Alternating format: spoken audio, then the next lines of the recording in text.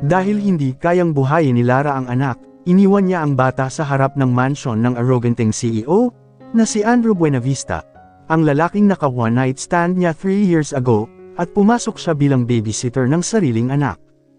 Upang hindi makilala ng lalaki, itinago niya ang sarili sa katauhan ng isang pangit at nerd na babae. Sa paglipas ng mga araw, magawa kayang matuklasan ni Andrew ang lihim ng babysitter ng kanyang anak. May mabuo kayang pag-iibigan sa pagitan nilang dalawa sa pagdaan ng mga araw. Dumodoble na ang aking paningin.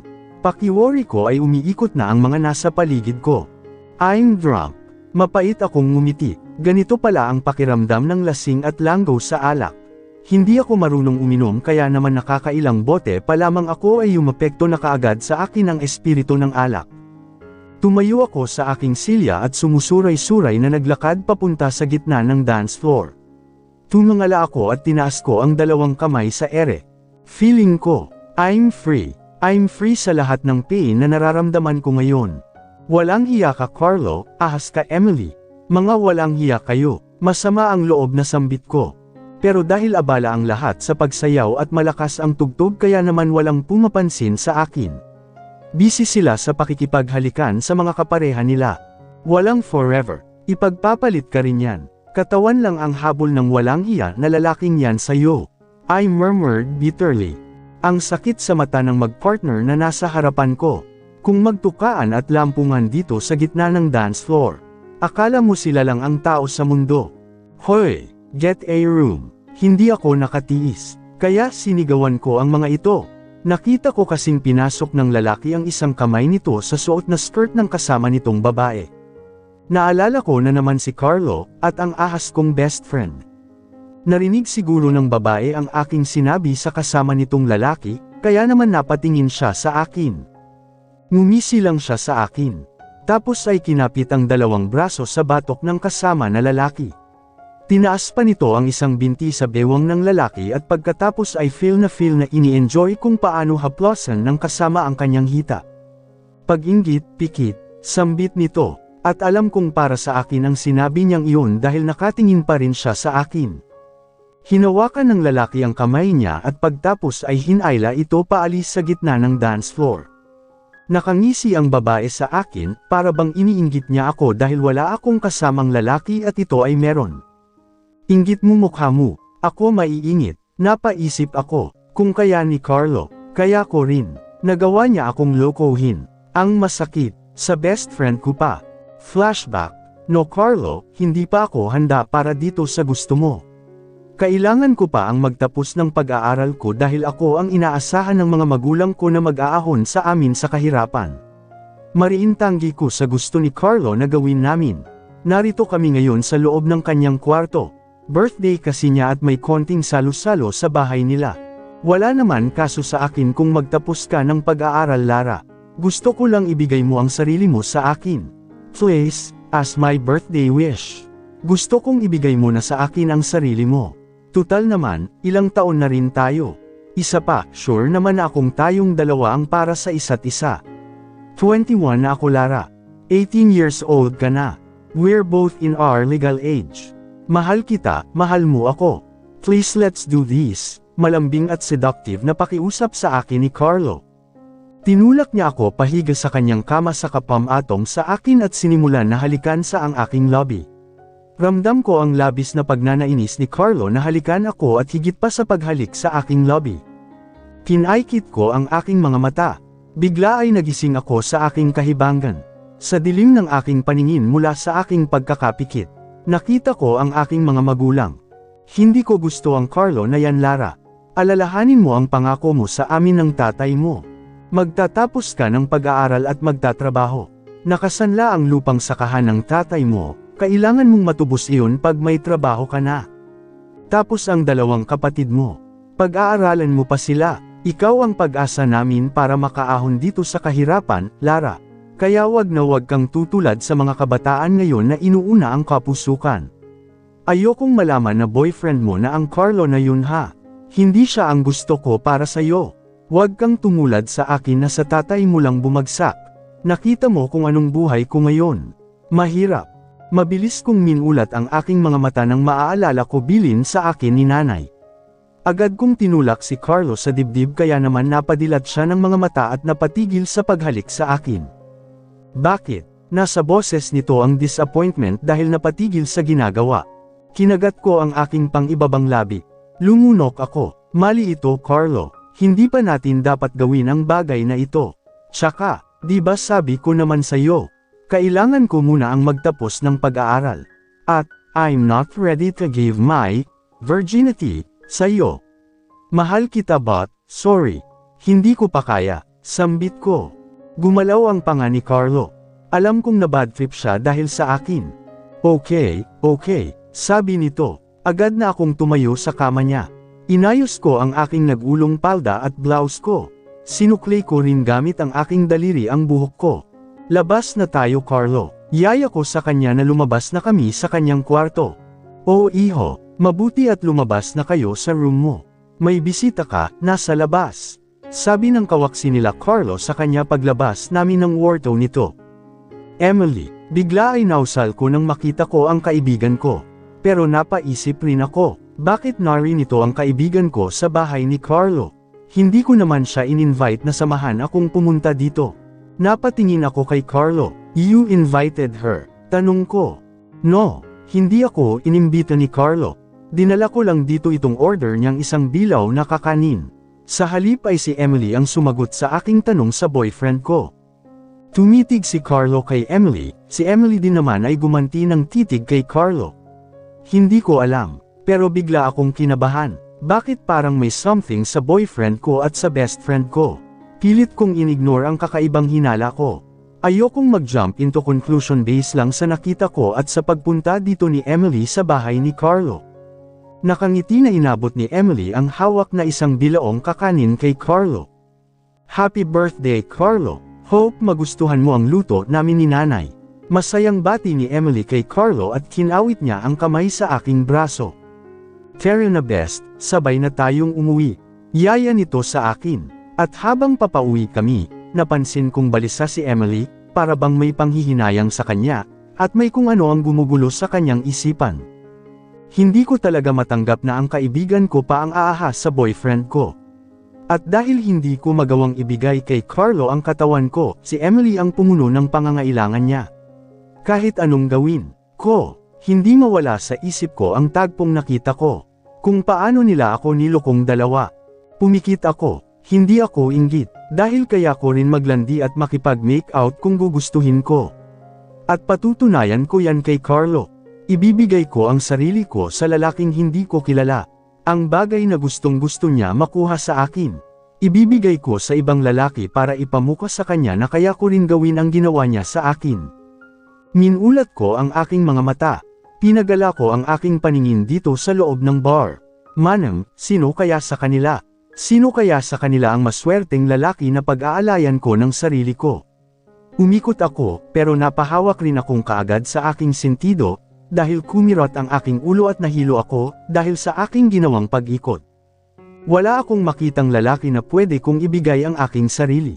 Napanguso ako, hindi ako papayag na hindi ako makikipag-make out ngayong gabi. Hindi ako aalis ng bar na ito nang wala akong nakikilalang lalaki. Naningkit ang aking mga mata nang mamataan ko na ang lalaking nataypan ko para ibigay ang aking sarili. Not bad, guwapo, mukhang mayaman, malinis tingnan. Good looking. Dahil na rin siguro sa espiritu ng alak, lumakas ang aking loob. Lumakad ako patungo sa direksyon ng lalaking nakita ko. May kasama itong dalawa pang lalaki. May hawak silang bote ng beer at may kasama silang mga babae na kapareha nila. Nakatayo ang mga ito sa tapat ng counter ng bar. Ang kasama naman nitong mga babae, parang mga ahas kung lumangkis sa katawan ng tatlong lalaki. Tumaas ang kilay ko nang makita kong humaplos ang babae sa batok ng lalaking natipuhan ko. Akin siya, nang makarating ako sa kanila. Gulat silang lahat na napatingin sa akin nang bigla kong hoiin ang babae na lumalandi sa lalaking natipuhan ko, at pagkatapos, pinaikot ko ang aking mga braso sa batok nito tulad ng nakita kong ginawa nung babae kanina sa dance floor. Inaninag ko ang mukha ng lalaking ngayon ay nakapulupot ang aking mga braso, hinaplos ko ang mukha niya. Not bad, ang guwapo, Sambit ko habang nakatitig sa kanya. Sabi nga nila, mas masakit kung ipapapalit mo ang isang tao sa mas higit sa kanya. Mas gwapo di hamak ang lalaking nasa harapan ko ngayon kaysa kay Carlo. Nakita kong binuka ng lalaki ang kanyang bibig. But before he could speak, agad kong hinalikan siya sa lobby.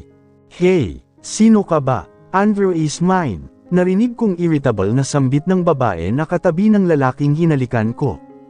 Sinubukan pa nito na ilayo ako sa lalaking hinahalikan ko. Pero mas diniinan ko ang kapit ng aking mga braso sa batok nito at pinagbuti ang paghalik. Naramdaman ko naman na agad rin tumugon ng halik sa akin ang lalaki. Tulad ng nakita kong ginawa ng babae kanina sa dance floor. Tinaas ko ang aking isang hita sa baywang nito. Dahil nakapalda ako, kusang lumitaw ang aking maputing hita.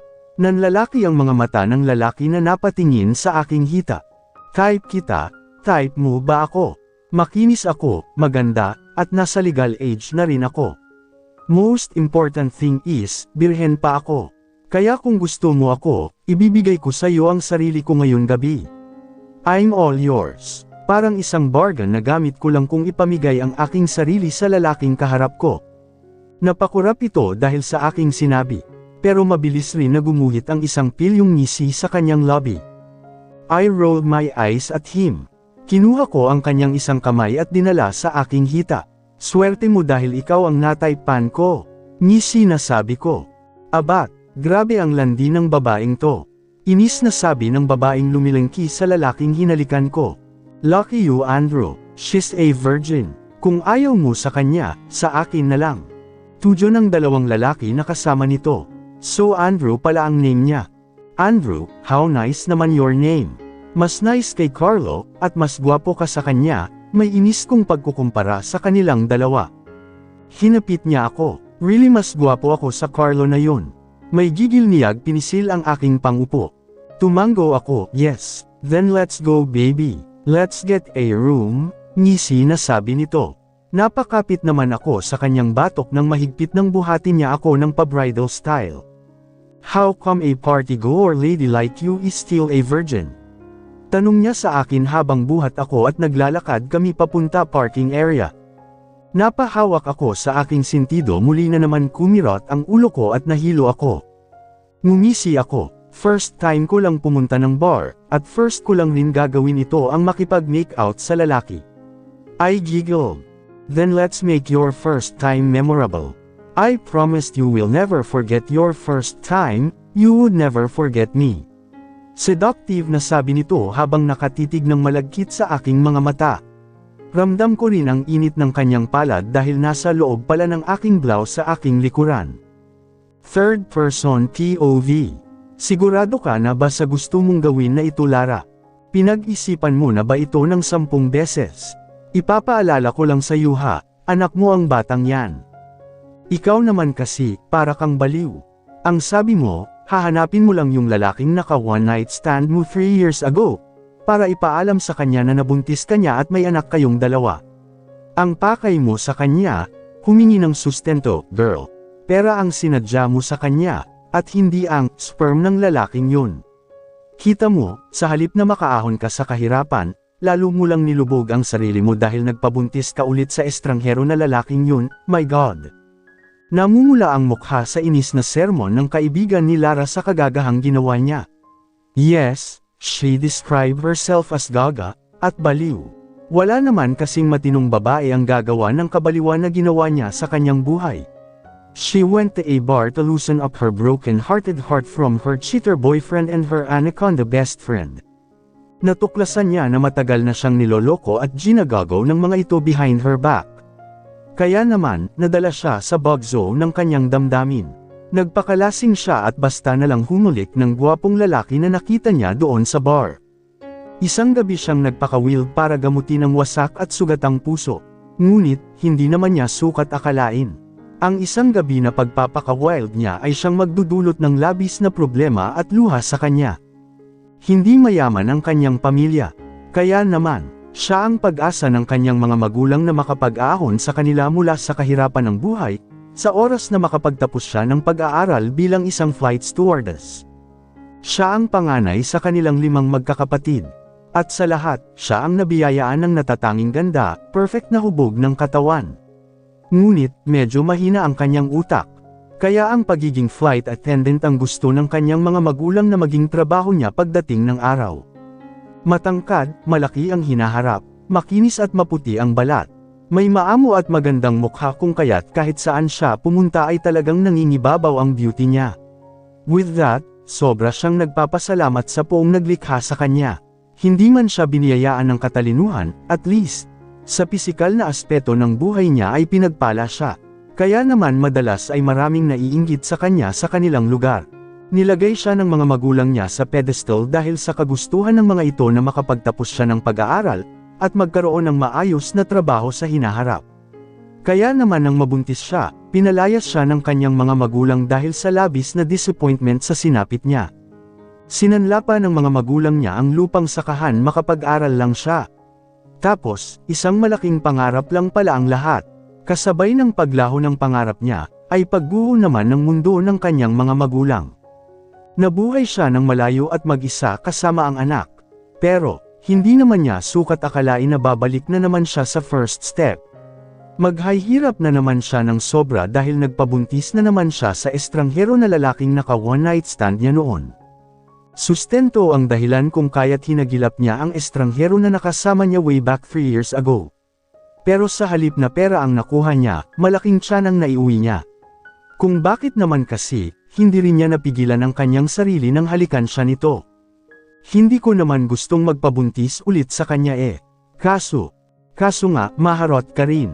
Marupok ka rin. Lumapit ang kaibigan niyang si Sofia sa kanya at dinuro siya sa sentido.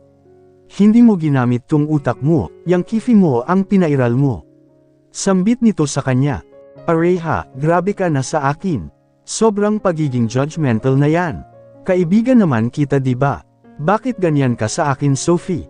Alam kong nagkamali na ako. At nagsisisi na ako, pero pwede ba na wag mo nang ipagdukdukan sa akin ang katangahan ko? Ang sakit kasi nakangiwi na tugon niya sa kaibigan. Her friend smirked. Yan tayo So ako pa ngayon ang judgmental. At ikaw ang kawawa at pa-victim. Girl, oo, kaibigan mo ko. Kaya nga sinasabi ko sa iyo to kahit masakit. Kasi nga, gaga ka girl, gaga ka. Kahit saang anggulo mo tingnan, gaga ka talaga. Magpabuntis ka ba naman ulit sa lalaking naka one night stand mo noon? So anong tawag sa ginawa nyo? One night stand in the second time around. Then boom, baby is waving. Ang galing no, parang sa love story lang ang peg ng katangahan na ginawa mo. Ano, umaasa ka na darating ang araw pag na-discover ng lalaking yun na may dalawa kayong anak. Mamahalin at pakakasalan ka niya. Hinawakan siya ng kanyang kaibigan sa magkabilang balikat at niyugyug siya. Lara, gumising ka sa reality. Sa story lang nangyayari na nai-inlove ang gwapo at mayaman na lalaking naka one night stand in the second time around mo. Dalawang bata na yang kailangan mong pakainin, hindi na biro yan. Alam ko naman yun Sophie, kaya nga ibibigay ko na lang si Baby Lily sa daddy niya. At least doon, mapapalaki siya ng maayos at magiging maginhawa ang buhay niya diba? Napangiwi siyang muli, hindi niya rin alam kung tama ang binabalak niyang gawin. Pero kaysa naman magsama-sama silang mag-iinang mulat ang mga mata na mamatay sa gutom. Sure ka na ba dyan? Once na ibigay mo si Baby Lily sa tatay niya. No turning back girl, hindi mo na siya pwedeng kunin pag nagbago ang isip mo. Kaya mo bang hindi na makita at may akap si Baby Lily ng panghabang buhay? Kasi kung oo ang sagot mo, at sure ka na talaga sa balak mo. Oo, sige, wala naman akong magagawa kung yan ang pasya mo. Ibigay mo na siya sa tatay niya, tama ka naman roon. At least doon sa ama niya magkakaroon siya ng maayos at maginhawang buhay. Napakamot siya sa ulo. Kung paano nahahati ang puso't isipan ng kaibigan niya sa desisyon niya na ibigay ang anak niya sa ama nito doble, triple naman ang kanya. Ayaw niyang ibigay ang bata, kaso isipin pa lang niya na dalawa na ang pakakainin niya. Wala pa siyang matinong trabaho kung di ang extra sa pagkanta at kakarampot lang ang kita. Wala siyang pagpipilian kung di ibigay ang baby niya sa ama nito kahit labag at masakit sa kalooban niya. Siya kaya ang nagpakahirap na dalhin ng 9 na buwan ang bata sa sinapupunan niya, muntik na rin siyang mag-goodbye to the world nang ipanganak niya ang Baby Lily niya. Pero ganun talaga, kailangan niyang magsakripisyo na malayo sa anak niya alang-alang sa maganda nitong buhay. I'm sorry anak. Sana mapatawad mo si mama. Mahal na mahal kita baby Lily ko. Mahal na mahal kita anak ko. Pero hindi ka kayang buhayin ni mama, kaya dito ka na lang muna sa bahay ng daddy mo Lily, baby ko. Love na love kita baby ko. Umiiyak na sambit ko habang kalong ko ang aking 1-month-old na baby girl. Ayokong gawin ito, pero mas mabibigyan siya ng maayos na buhay ng daddy niya, dahil kung mananatili sa akin ang anak ako, ay wala akong ibubuhay sa kanya sa ngayon dahil wala naman akong sapat na kakayahan na bumuhay ng 2 bata. Sobra akong nadudurog na ibibigay ko ang baby Lily ko, sa lalaki na hindi ko naman kilala ang personalidad kung mabait ba siya na tao. Pero isang bagay lang ang laman ng isip ko. Nagtaas ako ng tingin sa malaki at malawak na manyon na kinatitirhan ng tatay ng anak ko. Sigurado akong bibigyan niya ng maayos na buhay ang baby Narnin. Huwag ka nang umiyak baby Lily, lalong masasad si mama. Niyakap ko ang baby ko nang umiyak ito. Sobrang durog ang puso ko sa gagawin ko, pero babalikan kita anak pag okay na ako. Pagkaya ko na kayong buhayin ng kuya mo. Dadaklawin kitang madalas anak. Masaya na akong mapagmasdan ka lang kahit sa malayo. Basta ang mahalaga, okay ka at maginhawa ang buhay mo. Happy na si mama doon. Napagulgol ako ng iyak habang nakayakap sa baby ko. Basta dadaklawin kitang madalas anak ko. Inayos ko na ang baby ko tsaka ko inipin ang sulat para sa lalaking naka one night stand ko. Kung ano ang panggal ng baby ko at ang date kung kailan ko siya pinanganak. Wala akong nilagay sa sulat na lipat ko sa lampin ng anak ko na pangalan ko. Umaasa lang ako na mamahalin ang baby ko ng ama niya. Sorry talaga baby ko, sorry baby Lily ko. Pinupog ko ng halik at yakap na sobrang higpit ang baby ko, saka ko siya nilapag sa simentanong harap ng gate at pagkatapos, ay pumindot ako ng 3 beses sa doorbell. Mahal na mahal kita baby Lily ko. Inipit ko ang sulat sa lampin at pagkatapos ay kumari pa ako ng takbo palayo sa gate. Parang tinutusok ang puso ko habang tumatakbo ako papalayo sa anak ko dahil naririnig ko ang malakas niyang pag-iyak. Pero hindi ako dapat maging mahina, naka-doorbell na rin ako at alam ko na ilang sandal lang ay may lalabas na sa gate at makikita na nila ang baby ko. Agad akong nagkubol sa nakaparadang kulay itim na van di kalayuan sa gate. Napahawak ako sa aking makirot na dibdib nang makita kong bumukas ang gate at lumabas roon ang isang kasambahay. Shock na shock ang mukha nito nang makita ang umiiyak kong baby. Pero agad rin ito na binuhat at hindi naman nagtagal, ay may dumating pang isang kasambahay. Mabilis kong tinago ang aking sarili, nang sabay na lumingon-lingon ang 2 kasambahay para hanapin kung sino ang nag-iwan ng bata sa harapan ng mansyon na pinagtatrabahuhan nila. Nakita kong kinuha ng isang kasambahay ang papel na inipit ko sa lampit na nakabalot sa baby Lily ko. Namilog ang mga mata nito at napatikip ng bibig.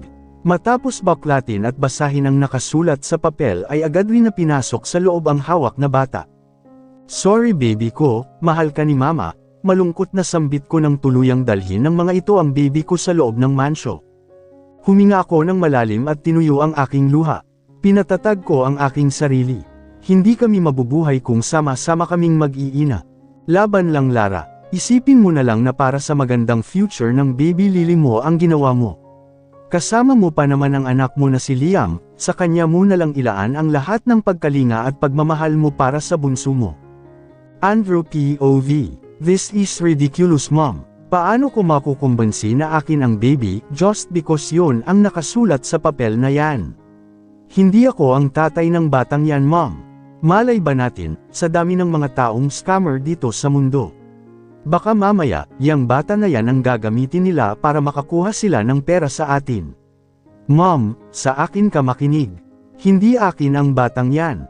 Giit na katwiran ko sa mommy ko. Hindi ko talaga anak ang batang yan. Paano naman ako maniniwala na ako ang ama ng batang basta na lang iniwan sa labas ng gate? At isa pa, hindi ako ang tipo ng lalaki na bubuntis ng babae. Never. I'm only 24 years old. And I'm too young to have a baby.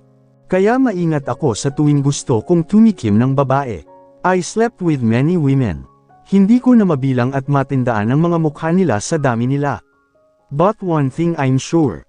I do remember that I never used women without protection. That's the number one advice from my father na dapat laging laman ng isip ko. Well, kaming apat na lalaking magkakapatid once na ma-curious kaming tumikim ng babae. Kaya hindi ko anak ang batang yan. No, never. Ate Jessa, pakihawak po si Baby Lily. Utos ni Mama sa kasambahay naming nakakuha sa bata. Nakataas ang kilay at namewang na hinarap niya ako.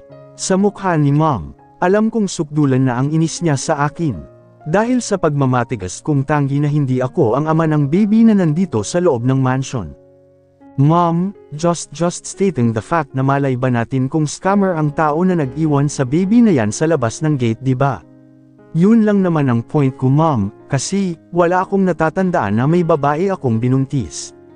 Agad na paliwanag ko sa mommy ko bago pa tumaas sa level 100 ang galit niya at itakwil ako bilang anak at ipagtabuyan palabas dito sa mansion. Andrew, gusto kong ipaalala sa iyo na mahal kita anak, pero mas mahal ko ang cute kong apo kesa sa iyo, mahina ngunit seryoso na sabi ni mommy. Napakamot ako sa aking batok. Hindi pa nga siya 100% sure na ako ang biological father ng baby na yun, apo na kaagad niya kong iturin. At masakit pa, mas mahal niya kaysa sa akin na tunay niyang anak. Okay, to end this conversation, Mom, I can accept that baby once positive ang result ng DNA test naming dalawa. Suggestion ko. Yeah, a DNA test would really save me from this problem. I'm still young, I have a lot of things to do. I want to enjoy my life until I found the woman who is deserving for my time and love. Unti-unti na bumaba ang line ng kilay ni Mom na nakataas at inalis ang kamay sa bewang. Okay, if that's what you want. Fine. Magpa-DNA test kayong dalawa ng anak mo bukas na bukas din pagsapit ng araw. Mom said, then left me. I sighed. Mukhang siguradong siguro na si Mom na anak ko nga ang baby na yun. Kanina pa ako pabaling-belang sa aking kama dahil hindi ako makatulog sa kakaisip sa mga babae na nakasama ko this past year.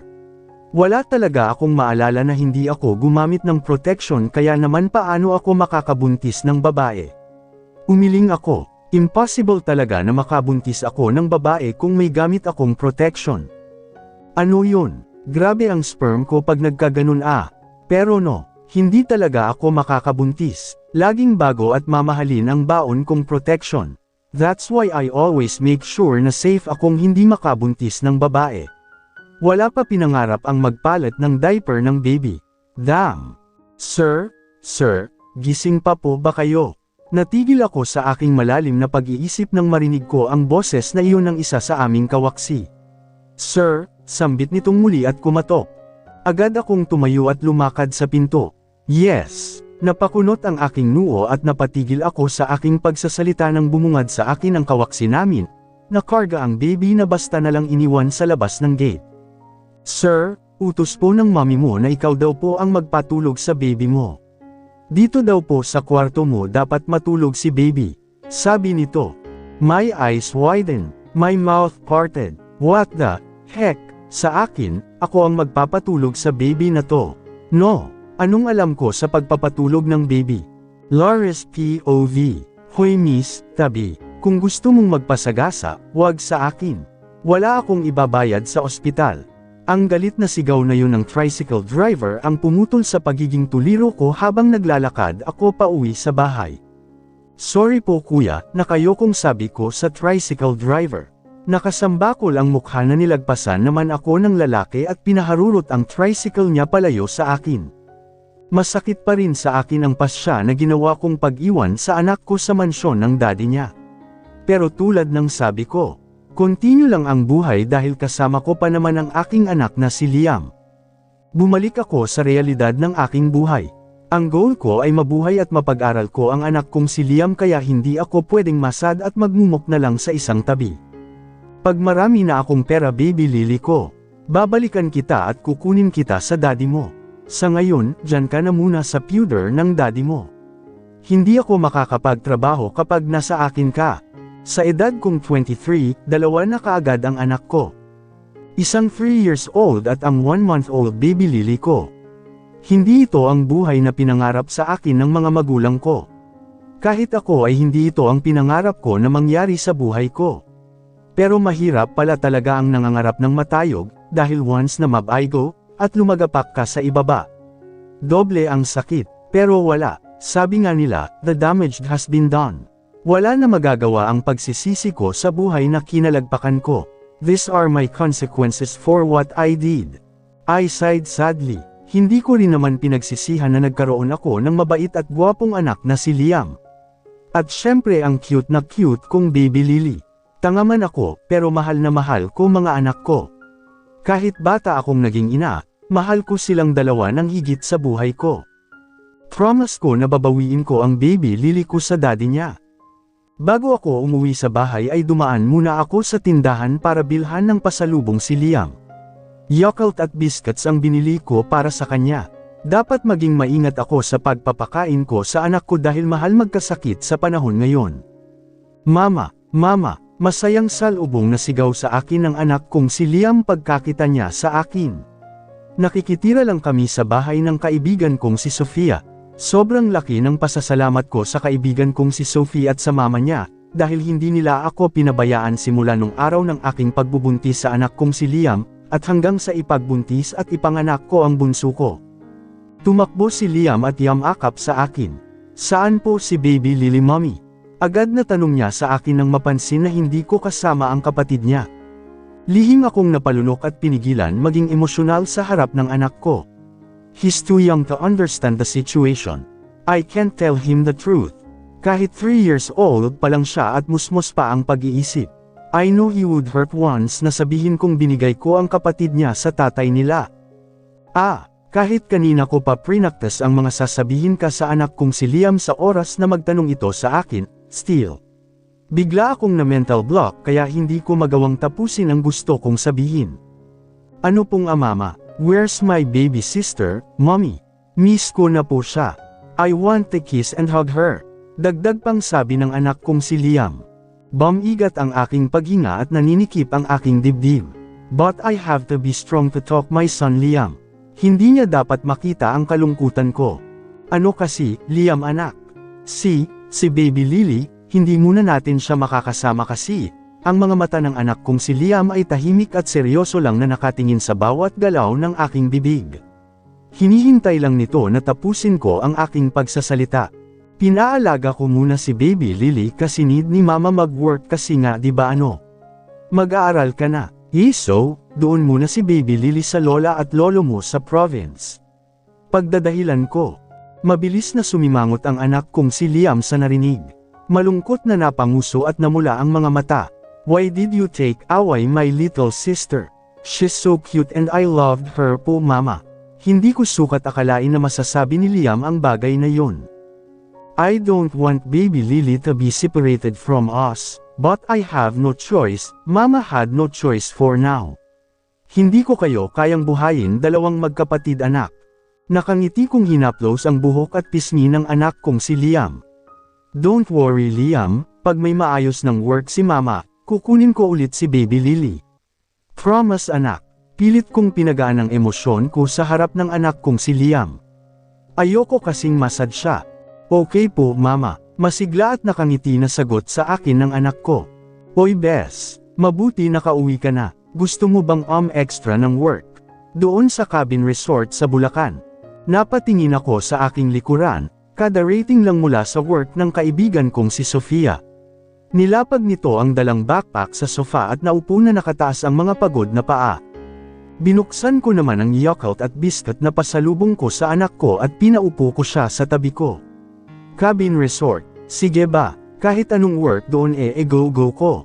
Desperada na akong magkaroon ng stable na trabaho kaysa ang umasa sa racket sa pagkanta na wala naman akong katiyakan kung kailan may kanta ang banda. Lika dito baby Liam kay ninang ganda. Ngiti na tawag ni Sophie sa anak ko. Agad naman na sumunod si Liam sa ninang niya. Naupo ito sa tabi ni Sophie. Oo, hiring daw sila ng babae doon. At ito pa, urgent daw kaya sure na hired ka kaagad. Hindi nga lang kalakihan ng sahod, but matutuwa ka sa sasabihin ko sa'yo. Bawi naman raw sa tip ng mga guest ng resort. Kasi nga mostly ay may pera at kilalang mga tao ang pumupunta roon para mag-vacation. Agad na nagniningning ang mga mata ko sa aking narinig. Aba kahit maliit ang per day na sahod. Kung papaldo naman ako sa tip mula sa mga guest, ang nice diba? Ang saya lang. Sige, ipasok mo akong kaagad doon sa cabin resort na sinasabi mo. Kahit anong trabaho go ako. Wala nang patumpik-tampik pa. Sa tulad kung di naman nakapagtapos ng kolehiyo, pag ganitong may trabaho, sanggap agad. O sige, tatawagan ko yung kilala ko roon na nagtatrabaho. Tas bukas ihahatid kita roon. Sige, thank you so much, Sophie. Promise pagbubutihin ko ang trabaho para hindi ka mapahiya sa kakilala mo roon. Welcome, ikaw pa ba? Anyway, so anong balita? Nahatid mo na ba si Baby Lilisada? Mabilis kong pinangmulatan ng mga mata si Sophie at napatigil naman ito sa pagsasalita nang ma-realize niya na kasama naming ang anak kong si Liam. Sorry, nalimutan ko, ni sinasabi niya. Pero hinatid mo na siya doon. Tumanggo ako. Oo, tipid at malungkot na tugon ko. Okay na rin yun. Tutal yan naman ang gusto mo eh. Magsipag ka na lang magtrabaho para pagdating ng araw, makuha mo siyang muli pag yumaman ka na. Kung yayaman ka, nguso nitong sabi. Nakulang na lang ay ipamuka sa akin na suntok sa buwan na yayaman ako. Yayaman ako soon, Sophie. Yayaman ako, hindi ko alam kung bakit nasambit ko ang salitang iyon sa kaibigan ko. As if naman ganun kadali ang yamanan sa tulad ko. Okay, sige, yayaman ka. Maganda yan, tas pag mayaman ka na wag mo kong kalimutan, ha? Natatawang tugon sa akin ni Sophie na alam kong kulang ang paniniwala sa sinabi kong yayaman ako. Well, kahit ako kulang din ang pananalig kung yayaman ako pagdating ng araw. Ewan ko ba kasi kung bakit nasabi ko ang bagay na iyon. Ano, mangarap ka ng gising, Lara? Ay, siya nga pala. May isa pa akong good news sa iyo.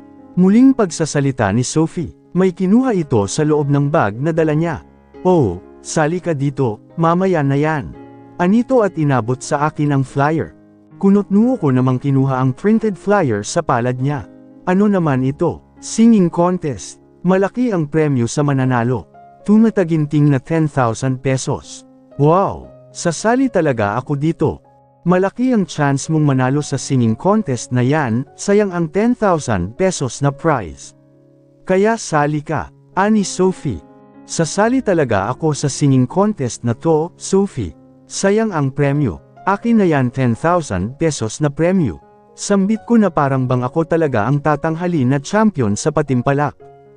Tumayo si Sophie, Lion ang gusto ko sa iyo, ang lakas ng fighting spirit mo eh. Tama, ikaw ang mananalo. Sa'yo na ang tumataginting na 10,000 pesos binuhat ni Sophie si Liam. Ipag-pray mo kay Papa God na manalo si mama mo, para may pambili tayo ng ice cream pag uwi namin mamaya. Masayang sabi niya sa anak ko. Wow, gusto ko po ng ice cream ninang ganda. Ipagpe-pray ko po si mama kay Papa God, masayang tugon naman ni Liam sa ninang niya. Nilang na lang ako at napangiti si Sophie talaga oh. Hindi pa nga kami sure kung ako ang mananalo, sinabi kaagad ang anak ko sa ice cream. O basta galingan mo ha. Kailangan mong manalo dahil inaasahan ng inaanak ko ang ice cream pag uwi natin. Saad ni Sophie sa akin habang nakapila ako sa mga contestant na kasali sa singing contest. Marami kaming maglalaban-laban sa contest. Nasa 12 kaming kalahok, at ang number ko ay pang-5 akong isasalang sa kantahan sa entablado. Hindi naman ako kinabahan sa mga ganitong contest dahil sanay na ako na tumapak sa entablado at kumanta sa harap ng mga tao dahil na rin umi-extra ako sa pagkanta kasama ang isang banda. Oh best, mag-water ka muna, inabot sa akin ni Sophie ang bote ng mineral water. Sa aming dalawa, ako ang kakanta sa harap ng maraming tao pero ang kaibigan ko ang kinakabahan at aligaga. Kanina pa siya ganyan sa akin. Sa aming mga contestant na nakapila, ako lang ang may tagapaypay pa dahil ayaw akong mapawisan ni Sophie para hindi daw hamulas ang makeup ko. Naiinis na nga rin ang ibang kapwa contestant na nasa pila dahil sa ingay ni Sophie. Hindi daw kasi makapag-concentrate ang mga ito dahil sa kaibigan ko. Sophie, ano ka ba? Relax ka lang okay. Ako ang sasali sa contest pero ikaw ang kinakabahan. Huwag mo akong alalahanin, yak ako ito. Petex na lang sa akin ang kumanta sa harap ng mga tao. Sabi ko para kumalma sa pagiging oo ang kaibigan ko. Eh kasi naman, look mo yung ibang kasali. Ang bongga ng mga dress nila oh. Ikaw, wala, simpleng dress lang ang suot mo. Kaya dapat galingan mo na lang para manalo ka. Natawa ako. Oo nga, ang gagara at elegante ang mga suot na dress ng mga kalaban kong babae. Samantalang ako, isang above the knee white dress lang ang suot ko na plain cut lang ang tela. But I won't care. Hindi naman pagandahan ng dress ang labanan. Talent sa pagkanta. At doon, alam kong may laban ako. Bakit, yung dress ba ang kakanta mamaya sa stage? Di ba hindi naman? Tsaka, okay lang kahit mas maganda at glitterer ang dress nila kaysa sa akin. Sa talent pa rin naman magkakatalo sabi ko sa kaibigan ko. Nagsimula na pumalakpak ang mga tao sa likod ng nakasarado na takip ng entablado nang magsalita ang baklang MC ng contest. Mabilis na tumahip ang kakaibang kabog ng dibdib ko nang marinig ko ang boses ng sumunod na babaeng MC. Her voice is familiar to me. Hindi lang ako sure, at sana, mali ako sa hinala kung sino ang babae sa likod ng boses na yon. Pinakilala ng babae at baklang MC ang mga hurado sa contest. Ang isang lalaking hurado ay mahuhuli dahil naipit sa traffic kaya naman kumuha na lang sila ng substitute na hurado. Nagsimula ng tawagin ang unang kalahok si Sophie naman ay nagpaalam na sa akin na sa audience na siya uupo at hihintayin na lang akong isa lang sa stage. Hahanap daw siya ng magandang spot para pwede niya akong mavideohan ng maayos. Agad kong inayos ang sarili nang marinig kong ako na ang tinawag ng baklang MC. Lumakad ako papunta gitna ng stage. Nakangiti naman akong sinalubong ng baklang MC, maliban na lang sa babaeng host. Dahil mabilis na namulta ang mukha nito nang makita ako. Hindi nga ako nagkamali, ang ahas kong ex-beef ang tao na may-ari ng pamilyar na boses na iyon. Ang ganda naman ng ating panglimang contestant, sambit ng baklang host sa hawak nitong mic. Hindi ba partner? Tanong nito sa ahas kong ex-beef na si Emily. Nakita kong hirap na malalim na napalunok si Emily sa tinura ng baklang host. Oo nga, tipid na sang-ayon nito na ang mukha ay tuluyang nawala ng buhay. Hinarap naman ako ng baklang host. Ang pretty mo naman sister. Puri nito sa akin. Ang balita ko, mom of 2 kids ka na raw, sa true ba? Kasi, hinawakan ako ng baklang host sa aking balakon. Grabe, ang sexy at ang pretty mo pa rin. Parang hindi ka nagluwal ng dalawan batak dito sa mundong ibabaw dahil walang bakas sa'yo sister na nanganak ka.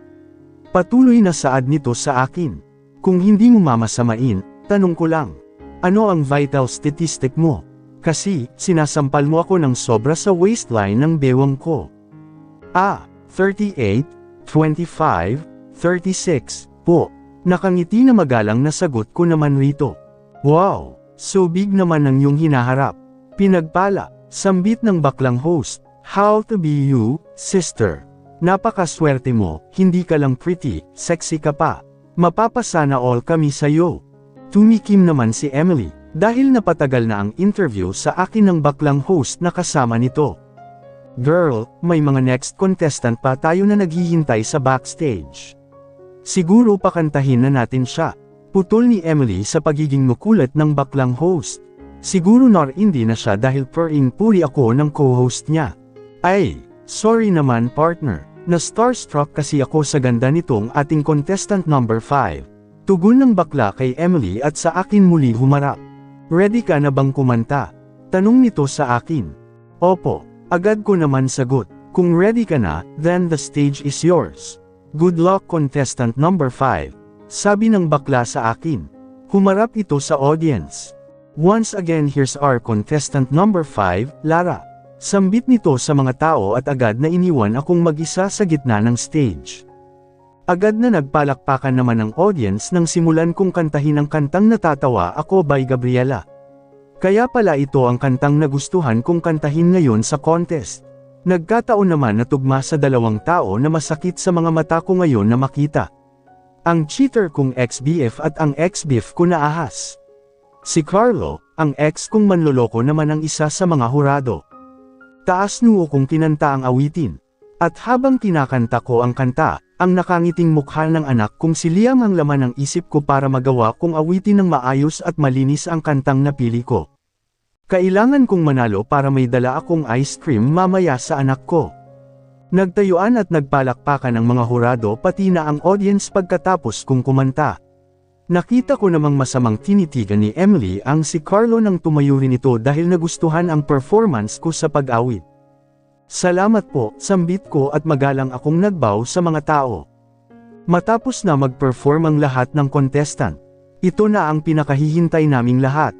Ang awarding time. Top 3 at ang champion pinatayo kaming lahat sa stage at tinawag ang top 3 sigawan at palakpakan ang mga tao. Malakas ang tibok ng puso ko. Hindi ako napasali sa top 3. Kinabahan akong bigla dahil isa ang manloloko kong ex sa mga hurado. Ayokong mawalan ng pag-asa. Pero yung posibilidad na hindi ako manalo ay tanggap ko na dahil alam kong hindi ako bibigyan ng mataas na score ni Carlo. Nakita ko kasing nilapitan siya ni Emily kanina at may sinabi ito sa kanya sa hilatsa ng mukha ni Emily. Sure ako na against siya sa pagkapanalo ko. Pumikit ako, Lord, okay lang po kahit matalo ako, bawi na lang next time. Lihim kong sambit. At ang ating champion for tonight, bitin ng baklang host sa pagsasalita para i-announce ang champion. Lara, agad akong napadilat ng mga mata. Ako ang nanalo. I made it. Congrats best. Ang galing mo talaga. May pa-ice cream tayo mamaya sa anak mo. Sigaw naman ni Sophie sa akin. Lumapit sa akin ang mga hurado. Kinamayan nila ako isa-isa. At nang si Carlo na ang makikipagkamay sa akin ay hindi ko pinaunlakan ang palad nito. Mabuti na lamang at inabot sa akin ang sobra na aking cash prize na panalunan ko ng isang hurado kaya naman hindi naging awkward sa side ni Carlo. Pero sure akong alam ni Carlo na sinadya ko talagang hindi makipagkamay sa kanya. Isang mabilisang picture taking lang kasama ang lahat ng hurado at pagkatapos ay bumaba na rin ako sa stage. Ayokong makita si Carlo. Hawak ang sobra habang naglalakad ako pababa ng stage. Narinig kong tinawag ako ni Carlo. Lara, sandali, mag-usap tayo, sambit nito. Para akong bingi na walang narinig. Mas binilisan ko pa ang aking paglalakad para makalayo ako sa kanya. Pero napatigil ako sa aking paghakbang nang hawakan niya ako sa aking braso kaya naman napatingin na ako sa kanya. Bitiwan mo nga ako, sigaw ko kay Carlo at mabilis na tinabig paalis ang kamay niyang nakahawak sa braso ko. Gusto kitang makausap, Lara, malamlam ang mga mata ni Carlo. I scoff, hindi kita gustong makausap, mabilis kong sagot at agad na tinalikuran ko siya. Muli ay hinabol ako ni Carlo at hinatak akong muli sa aking braso. Ano ba? Pwede ba, Carlo? Wala na tayong dapat na pag-usapan, palisa lang ang alam ko. Manloloko ka, galit na sigaw ko. Nang makita naman kami ni Emily ay agad na lumapit ito at parang tuko na kumapit sa braso ni Carlo. Hey, what's wrong? Anito kay Carlo, then ako naman ang hinarap. May dalawa ka ng anak, di ba, Lara? Kaya layuan mo na ang boyfriend ko. At ang kapal niya para sabihin sa akin ang bagay na yon. Gusto kong sugurin at sabunutan si Emily. But what for? Noon nga never kong ginawa na komprontahin silang dalawa kahit pa nakita ko mismo sa mga mata ko kung paano sila kasabik sa ibabaw ng kama ni Carlo. Ngayon pa kaya na move on na ako at wala na akong pakialam pa kay Carlo. Taas noo kong pinag-cross ang aking dalawang braso sa aking dibdib. Kung noon nga wala akong pakialam sa inyong dalawa ni Carlo, what makes you think na may care pa ako sa kanya? Sayo na si Carlo, kung gusto mo lulukan mo ng buong buo. Wala akong paki, okay, at kung ang kinakatakot mo naman, aagawin ko sayo si Carlo. No, Emily, sayo na siya si Carlo naman ang tinignan ko. At ikaw, Carlo, sorry, hindi kasi ako bumabalik sa ex ko. So stop flirting with me, matare na sambit ko at agad ko silang tinalikuran. Bahala silang dalawa mag-away ni Emily. Agad naman na tumakbo palapit sa akin ang kaibigan kong si Sophie. Sino sila? Bakit mo sila inaaway? Curious na tanong sa akin ni Sophie. Wala yun, wag na natin silang pag-usapan. Kumapit sa braso ko si Sophie. Okay, sabi mo tara na, bili na tayo ng ice cream para makauwi na tayo. Maaga pa tayo bukas. Masaya kaming naglakad ni Sophie palayo sa lugar na pinagdausan ng contest. Habang nakapila kami sa counter sa loob ng convenience store, bigla akong nakaramdam ng labis na kalungkutan dahil may nakita akong babae na may kargang baby girl. Naalala ko tuloy ang baby Lily ko. Tiis lang muna tayo, baby ko. Babalikan kita.